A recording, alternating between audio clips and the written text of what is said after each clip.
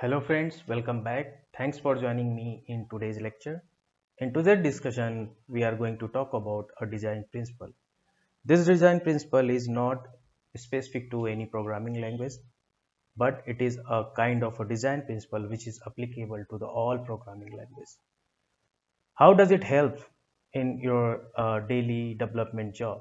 It will help you to maintain your code, to make it more readable and to make it more flexible. We have seen multiple times we design some components or project, but when some request or change request comes into the future, it become a cumbersome to manage or to maintain. Either it get very messy during extension or it get unreadable in the long run. So how can we avoid this? How can we make it more flexible? Looking at the long run, looking at the future. So in the solid, we have a 5 pillars basically. The first one is single responsibility principle. As the name suggests, a class should have one and only one reason to do its job.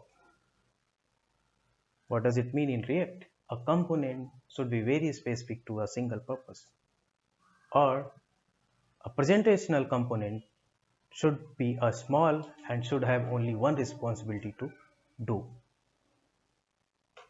The second principle is open and close principle. A component should be open for extension but closed for modification. What does it mean is, once you write the component, you should be able to extend it as per the future request, but you should avoid adding any changes to the currently written component. We will see how we can achieve into the React using different mechanism. The third one is Liskov substitution principle. A subcomponent or a child component should abide by its parent rule or contract. What does it mean is, the derived state should replace its parent state. The fourth one is interface segregation principle. A component should not be forced or rely on the props that it doesn't use.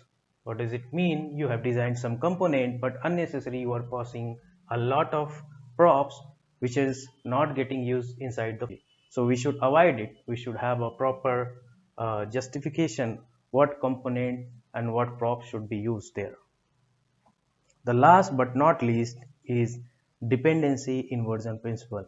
A high level module, when I say high level module, is a parent component or a child component or a small presentational component should not be concerned about how the things are going to be done.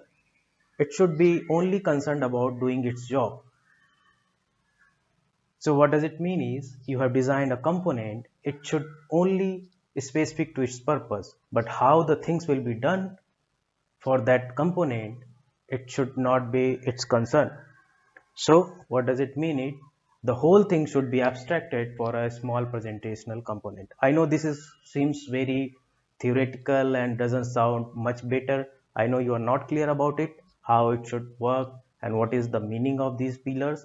So we'll jump onto the coding section and we'll see how we can utilize this principle or how we can implement this principle in our coding example or in our React project to make our code more readable, more flexible and more manageable.